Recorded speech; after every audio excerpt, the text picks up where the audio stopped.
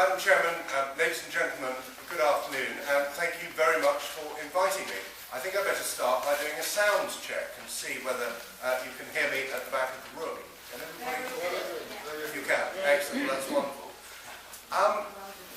You opened the meeting by quite rightly remembering the life of your patron, Tony Benn. And Tony Benn was a great Kensington and Chelsea resident, a keen participant in many activities which went on in the borough. I remember him sitting on this very platform not that long ago when the council, and in fact everybody, residents generally, were campaigning to keep the post offices open. And he came and lent his support vocally to that and did it very persuasively. And I think there's also a linkage because his wife, his late wife, Caroline Benn, was of course for a long time on the governing body of Holland Park School. So those of you here this afternoon from Holland Park School have both Mr. and Mrs. Benn as active members of your community. I'm very pleased to be able to be here this afternoon to talk a little bit about what the council's role is in supporting the community. We can't make things happen, only you can make things happen.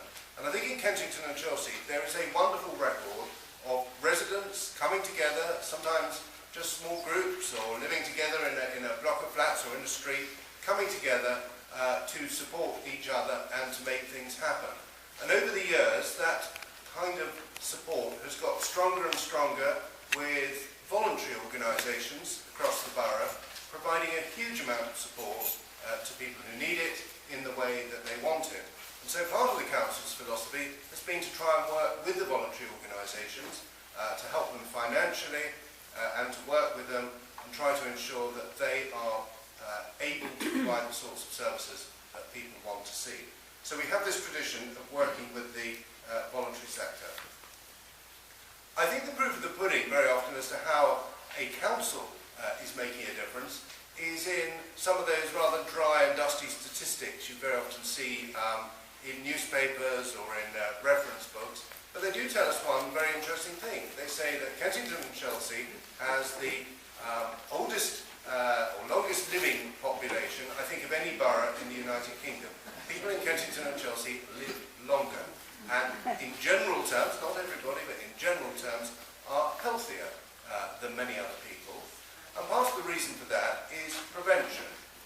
I think it is so important when you're looking at health issues that you try to see what steps you can take in changing people's lifestyles, encouraging them to eat healthily, encouraging them to exercise, to cut out the smoking, cut back on all the bad foods and dietary habits that can build up. And that does give people a chance of living longer, healthier lives. And it's something I think now the council will be taking more of an interest in as we take on new responsibilities for public health. And I've been quite interested in talking to some of the... but it's not just the obvious things which make for a happy community or a long-lived community or even a healthy community. It's some of the more general quality of life issues, you might almost call them. And I think the council can play a significant role here. And I think about areas where all councils up and down the country have responsibilities. But here in Kensington and Chelsea, we take some of those responsibilities particularly seriously because we don't have very much space here. If you think this is the most densely populated 4.5 square miles, I think in the United Kingdom, excluding the City of London, everybody is living on top of everybody else. There's hardly any green space. So everything we do has to be valued and has to be managed to improve that quality of life. So it doesn't matter whether it's making sure the parks have lots of benches, so all the people have somewhere to sit, or that they're nicely planted so that people can go and admire them, or whether we have good quality play equipment for younger people to enjoy, and perhaps grandparents and grandchildren to enjoy together.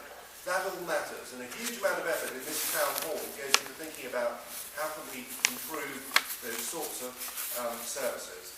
And we've just got to the end, I think, of a long 10-year period of investing, particularly in parks.